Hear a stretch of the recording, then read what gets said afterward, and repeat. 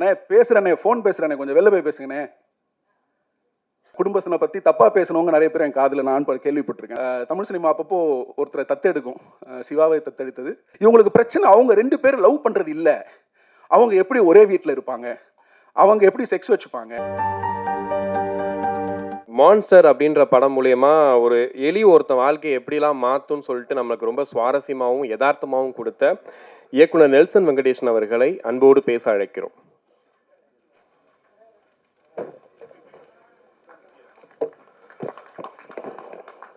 வணக்கம். சீக்கிரம் முடிச்சிடுறேன். இங்கே பேசுகிறவங்களுக்கு குறைஞ்சபட்ச மரியாதை. இந்த கதவுகள் அடைக்கப்பட்டிருக்கக்கூடிய காரணம் அவங்க பேசுகிறது தெளிவாக எல்லாருக்கும் கேட்கணும். இங்கே மேடையில் பேசுகிறவங்களுக்கு இந்த நச சத்தம் ரொம்ப இரிட்டேட்டிங்காக இருக்கும். அதனால் உங்களுடைய ஒத்துழைப்பை நான் வேண்டுறேன் பேசுகிறதுக்கு முன்னாடி. நன்றி. ஒரு நாள் கொத்துன்னு படம் முடிஞ்சதும் எனக்கு சினிமாவிலேருந்து வந்த முதல் கால் வந்து தனஞ்சயன் சார்டன் தான். எனக்கு என்ன ஆச்சுன்னா, நேற்று ஃபோன் பண்ணும்போது எல்லா இன்டர்வியூலையும் உட்காந்துருக்காரு, எல்லா படத்தோட ஆடியோ லான்ச்சுக்கும் போகிறாரு, படமும் ரிலீஸ் பண்ணுறாரு. 24 ஹவர்ஸில் அவரோட டைம் டேபிளை நான் ஃபாலோ பண்ணணுன்னு ரொம்ப ஆசையாக இருக்கேன். முடிஞ்சால் இன்ஸ்டாகிராமில் ஒரு பேஜ் ஆரம்பித்து எங்களுக்கு நீங்கள் காலையிலேருந்து எப்படி சினிமாவில் இயங்குறீங்க அப்படின்னு சொன்னீங்கன்னா அதை புரிஞ்சுக்கிறதுக்கு எங்களுக்கு கொஞ்சம் வசதியாக இருக்கும். ஊடக நண்பர்களுக்கு வணக்கம், மேடையில் இருக்கக்கூடிய எல்லாருக்கும் வணக்கம். இந்த படம் வந்து என்னுடைய நண்பர் ஸ்ரீ சரவணன் அவர் டிஓபி பண்ணியிருக்காரு. இந்த படத்தில் எதாச்சும் ஒரு 10 நாளைக்கு முன்னாடி இந்த படம் பார்க்குறதுக்கு என்னை கூப்பிட்டாங்க. அங்கங்கே போஸ்டர் பார்த்துருக்கேன், ஜேபி சாரோட லென்ஸ் பார்த்துருக்கேன், தலைப்புதல் நான் இன்னும் பார்க்கல. அப்புறம் இந்த படத்தில் நடிக்கிற அனுஷா என்னோட ஃப்ரெண்டு, ஸ்ரீ சரவணனோட ஃப்ரெண்டு, அப்புறம் உமாதேவி அவங்க என் கூட ஒர்க் பண்ணுறவங்க, அவங்க என்னோட ஃப்ரெண்டு. ஸோ இவங்கெல்லாம் இருக்கிறதுனால இந்த படத்தை மேலே ஒரு கூடுதல் அன்பு அப்படின்னு இந்த படத்தை போய் நான் பார்த்தேன். இந்த படம் பார்த்துட்டு வீட்டுக்கு போகும்போது எனக்கு பல விஷயங்கள் ஞாபகத்துக்கு வந்துச்சு. ஒரு 10-15 வருஷத்துக்கு முன்னாடி மில்க் அப்படின்னு சொல்லி ஒரு படம் ஆங்கிலத்தில் ஷான் பென் பண்ணார், கஸ் வான் சாண்ட் டைரக்ட் பண்ணார். அது யாரை பற்றின படம் எதுவுமே தெரியாமல் ஒரு ஷான் பென் ஃபேனாக நான் அந்த படத்துக்கு போகிறேன். அப்போ அந்த படத்துக்குள்ளே போகும்போது அமெரிக்காவில் ஒரு ஹோமோசெக்சுவல் முதல் முறையாக ஒரு அரசு பதவிக்கு வந்த ஒரு கதையை அந்த மில்க் திரைப்படத்தின் மூலமாக எனக்கு ப்ரெசென்ட் பண்ணாங்க. அந்த படம் பார்த்ததோ எனக்கு என்னென்ன தோணுச்சுங்கிறத நான் சொல்கிறேன். அடுத்தது பார்த்தீங்க அப்படின்னா blue is the warmest colour அப்படின்னு சொல்லிட்டு கானில் அதிகமாக செலிப்ரேட் பண்ண படம், ஒரு படம் பாப்புலர் ஆச்சு.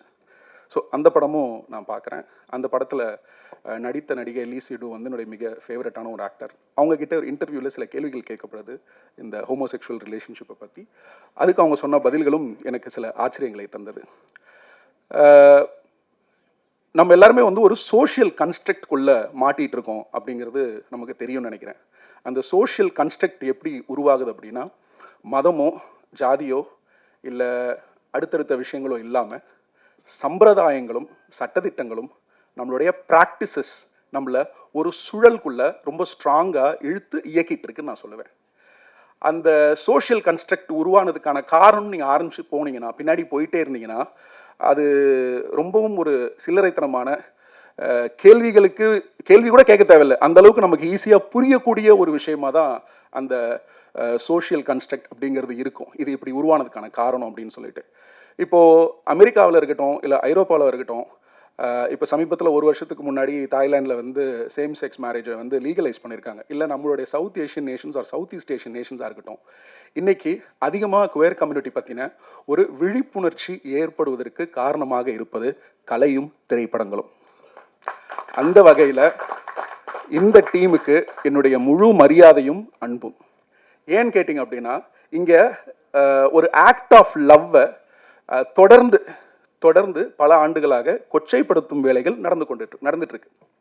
ஒரு வகையில் இந்த மாதிரி வந்து சேம் செக் ரிலேஷன்ஷிப், அது லெஸ்பியனாக இருக்கட்டும் இல்லை கேவாக இருக்கட்டும் இல்லை LGBTQ AI++ கம்யூனிட்டியோடைய எந்த ஒரு ஸ்பெசிஃபிக் ரிலேஷன்ஷிப்பை எடுத்தாலுமே சரி, அதை ஒரு அவங்களோட ப்ராக்டிஸ் பண்ணுறதுல நமக்கு பிரச்சனை இருக்காது. பார்த்தீங்கன்னா சமூகத்தில் அவங்களோட லவ்வில் உங்களுக்கு பிரச்சனை இருக்காது, ஆனால் அதோடைய செக்ஷுவாலிட்டியில் உங்களுக்கு ஒரு கூச்சமும் ஒரு கிண்டலும் இருக்கும். இந்த படத்தில் அது முழுவதுமாக இல்லை, பிரதானமான அளவில் அதை தவிர்த்துட்டு உணர்வுகளுக்கு அதோடைய சென்சிட்டிவிட்டிக்கும் அதனுடைய யதார்த்த தன்மைக்கும் உண்மைக்கும் அதிகமான இடமளித்திருக்கிறார் ஜேபியோட லென்ஸ் நான் பார்த்துருக்கேன். தமிழ் சினிமாவோட சூழலில் மெயின் வணிகத்து சார்ந்த படங்கள், இப்போ குடும்பஸ்தன் வந்து பெரிய வெற்றி ஆயிருக்கு. தமிழ் சினிமா அப்பப்போ ஒருத்தரை தத்தெடுக்கும், சிவாவை தத்தெடுத்தது, சேதுவை தத்தெடுத்தது, அப்புறம் இப்போ மணிகண்டனை தத்தெடுத்துட்டு இருக்கு. Is our middle class poster boy. ரொம்ப சந்தோஷமா இருக்கு. ஹீரோ மாதிரியே இருக்காது, பக்கத்தில் போனீங்கன்னா நம்ம ஃப்ரெண்டு மாதிரி இருப்பாப்ல.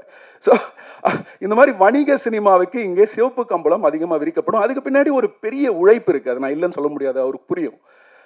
குடும்பத்தினை பற்றி தப்பாக பேசினவங்க நிறைய பேர் என் காதில் நான் கேள்விப்பட்டிருக்கேன். அந்த படம் இன்னைக்கு ஜெயிக்கும் போது சந்தோஷமா இருக்கு. ஏன்னா ஆடியன்ஸ் எப்போவுமே தெளிவாக இருக்காங்க, அவங்க எதை கன்சியூம் பண்ணணும், எது நல்லா இருக்குன்னு அவன் தான் முடிவு செய்யணும்னு நினைக்கிறான். இன்னைக்கு இருக்கக்கூடிய இந்த ஆன்லைன் ரசிகர்கள் விமர்சன சூழல்ல ஒரு பெரும் பகுதியான ஆடியன்ஸை வந்து படம் பார்க்க விடாம நாம தடுக்கிறோம் நான் நினைக்கிறேன். இந்த விமர்சனங்கள் எப்படி இருக்குதுன்னா பெரும்பான்மையா தன்னுடைய தனிப்பட்ட ஒரு ஒப்பீனியனா இருக்கு. நான் பேசுறேனே, ஃபோன் பேசுறேனே, கொஞ்சம் வெளில போய் பேசுங்கண்ணே, தேங்க்ஸ். தனிப்பட்ட விருப்பத்தையும் தனிப்பட்ட எண்ணங்களையும் தனிப்பட்ட காழ்ப்புணர்ச்சிகளையும் உள்ள பிரதிபலிக்கக்கூடிய விமர்சனமா இருக்கு. இது என்ன பண்ணுதுன்னா, இதை வச்சு ஒரு ஆடியன்ஸ் ஒரு ஒப்பீனியன் ஃபார்ம் பண்றான். சோஷியல் கன்ஸ்ட்ரக்டுடைய ஒரு ஸ்மாலஸ்ட் ஃபார்ம் தான் வந்து இப்போ நான் சொல்றேன். ஆடியன்ஸ் அதிகமாக வந்து தியேட்டர்ல படத்தை சாம்பிள் பண்றதுக்கான சூழலை இங்க இருக்கக்கூடிய எல்லாரும், நம்ம எல்லாரும் தான் ஸ்டேக் ஹோல்டர்ஸ், நம்ம வந்து உருவாக்கணும். ஏன்னு கேட்டீங்கன்னா, இப்போ ஜேபி மாதிரி ஒரு இயக்குனர் இது வந்து ஒரு எல்லாம் போல்டு அட்டம்ப்ட், அப்புறம் வந்து போல்டா நடிச்சிருக்காங்க, அப்புறம் போல்டா பேசுறாங்க அப்படின்னு ஒரு சூழ்நிலை இருக்கு. அது ரொம்ப ஒரு ஒரு ஒரு பிற்போக்கான சிந்தனை, அது ரொம்பவும் பிற்போக்கான சிந்தனை. அதாவது நம்மளுடைய சக மனிதன் ஒரு சில ஆண்டுகளுக்கு முன்னாடி கத்தோலிக்க திருச்சபை சபையுடைய போப்பாண்டவர் ஒரு ஒரு ஒரு ரீல்ல பேசும்போது, இன்டர்வியூல பேசும்போது என்ன சொல்றாரு, அவர் வந்து ஒரு ஹோமோசெக்சுவல் ரிலேஷன்ஷிப்பை சப்போர்ட் பண்றாரு. அவர் என்ன சொல்றாருன்னா, சக மனிதனை நேசிங்கிறது என்னுடைய அடிப்படை, அந்த அடிப்படையில் இதை நான் முழுவதுமாக ஆதரிக்கிறேன் அப்படிங்கிறாரு. இப்போ எங்களுக்கு தேவை உங்களுடைய ஆதரவு கிடையாது, சப்போர்ட். நீங்க எங்களோட சிம்பத்தைஸ் பண்ண வேண்டாம், ஆனா எங்களை நீங்க சப்போர்ட் பண்ணுங்க. எதுக்கு சப்போர்ட் பண்ணணும்? To have a normal life like how other people live in the society. இங்க பேசும்போது கூட வந்து இவங்க டிஃபரெண்ட் அப்படின்ற ஒரு வார்த்தையை யாரோ பயன்படுத்தினாங்க, அதெல்லாம் கிடையாது. இந்த படம் எது நார்மல் இல்லைங்கிறத கேள்வி எழுப்பக்கூடிய படம், அதற்கு விடை சொல்லக்கூடிய படம். இப்போ இங்க இருக்கிறவங்களுக்கு எல்லாம் என்ன பிரச்சனை அப்படின்னா, ஒரு லெஸ்பியன் ரிலேஷன்ஷிப்ல 2 பெண்கள் ரிலேஷன்ஷிப்ல இருக்கும்போது, இல்ல ஒரு 2 ஆண்கள் ரிலேஷன்ஷிப்ல இருக்கும்போது, இல்ல கியூர் கம்யூனிட்டியில இருக்க யாரோ 2 பேர் ரிலேஷன்ஷிப்ல இருக்கும்போது, இவங்களுக்கு பிரச்சனை அவங்க 2 பேர் லவ் பண்றது இல்ல, அவங்க எப்படி ஒரே வீட்டில் இருப்பாங்க, அவங்க எப்படி செக்ஸ் வச்சுப்பாங்க, அவங்க என்ன பேசுவாங்க, அவங்க ரொமான்ஸ் எப்படி இருக்கும், இது எதுவுமே நம்மளுடைய கண்களுக்கும் நம்மளுடைய மனசுக்கும் பழக்கப்பட்ட விஷயங்கள் கிடையாது. நம்மளோட brain is actually controlled by a cognitive bias. அதாவது நீங்க பார்க்கிற விஷயங்கள், கேட்கிற விஷயங்கள், பழகிற விஷயங்கள், உங்களுக்கு போதனை கொடுக்கக்கூடிய விஷயங்களை வச்சு உங்க பிரெயின் வந்து இது சரி இது தவறு அப்படின்னு ஒரு முடிவெடுக்குது. இது வந்து உங்க பிரெயின் வந்து கண்டிஷன் பட்டிருக்கு. உங்கள எல்லாருமே, நானும் தான், நம்ம சின்ன வயசுல இருந்து வளர்றோம், நம்ம பார்க்குற விஷயங்கள், நமக்கு சொல்லப்படுகிற விஷயங்கள், திணிக்கப்படுகிற விஷயங்கள், இதெல்லாம் உங்களோட பிரெயினில் வந்து ஒரு கன்ஸ்ட்ரக்டை உருவாக்குது. இது இப்படி தான் ஒரு கன்ஸ்ட்ரக்டை உருவாக்குது. அதுலேருந்து இந்த சமூகம் தன்னை விடுவித்துக் கொள்ள ட்ரை பண்ணுறத நான் இந்த சினிமா மூலமாக பார்க்குறேன். அதுக்காக மில்க் எடுத்த கஸ் வான் சானும் சரி, இல்லை blue is the warmest colour எடுத்த அந்த இயக்குனரும் சரி, இந்த படத்தை எடுத்திருக்கக்கூடிய ஜேபிக்கும் சரி, என்னுடைய நன்றிகளை நான் தெரிவிச்சுக்கிறேன். இந்த ஆடியோ லான்ச்சுக்கு பிரதானமாக பெருசாக நாங்கள் அதிகமாக பங்கு பெறதில்லை. ஏன்னா ஒரு ஆடியோ லான்ச்சில் உண்மையை பேச முடியறதில்ல, அந்த படம் நல்லா இருக்கும் நல்லா இல்லையோ. ஏன்னா இதெல்லாம் வந்து கடவுள்களை ஆடியன்ஸை வந்து கடவுளாக்கும் மேடைகளாக ஆடியோ லான்ச்சுகள் வந்து மாறிட்டே வருது. அதெல்லாம் தேவையில்லை.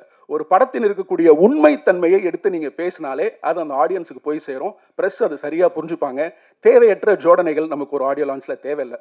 இப்போ இந்த படம் பார்த்தீங்கன்னா ஒரு ஒரு உண்மையான முயற்சி.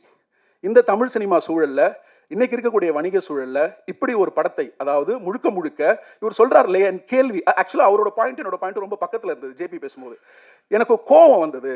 அங்கதான் வந்து ஒரு ஹார்ட் ஃபார்ம் வந்து அது ஒரு படைப்பா உருவாக்கும். ஒரு கிரியேட்டர் வந்து ஏதாவது ஒரு விஷயத்தை பார்த்து அதை நேசிக்கணும், இல்ல காயப்படணும், இல்ல கோவப்படணும். அப்படி ஏதாவது நடந்தால் மட்டும்தான் அவரால் ஒரு உண்மையான கிரியேஷனை கொண்டு வந்து வெளியில் மக்கள் முன்னாடி கொடுக்க முடியும். இந்த படம் வந்து ஒரு உண்மையான படைப்பு அப்படின்னு நான் நம்புகிறேன். இப்போ நான் உங்ககிட்ட சில கேள்விகளெல்லாம் முன் வச்சேன் இல்லையா, LGBTQA+ உடைய கம்யூனிட்டி பற்றின ரிலேஷன்ஷிப் சம்மந்தமான கேள்விகள் நிறைய பேருக்கு இருக்குன்னு. அனைத்து கேள்விகளுக்கும் ரொம்ப அழகாக பதில் சொல்கிறாங்க.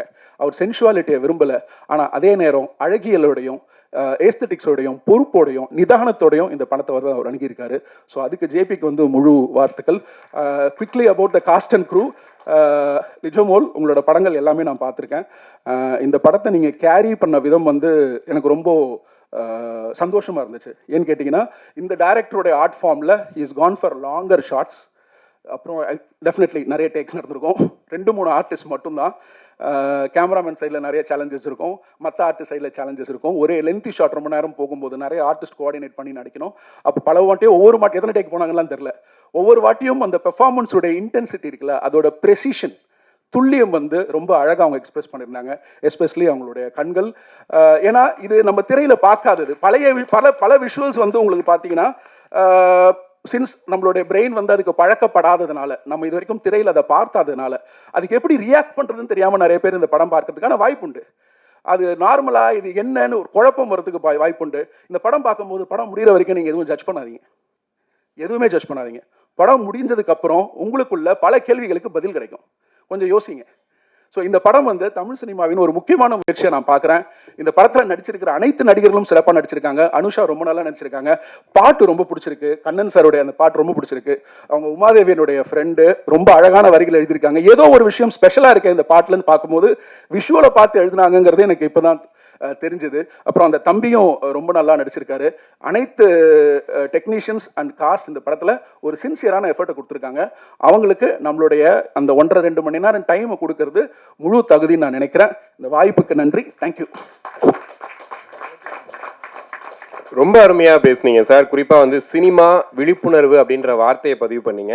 ரொம்ப அருமையா இருந்தது.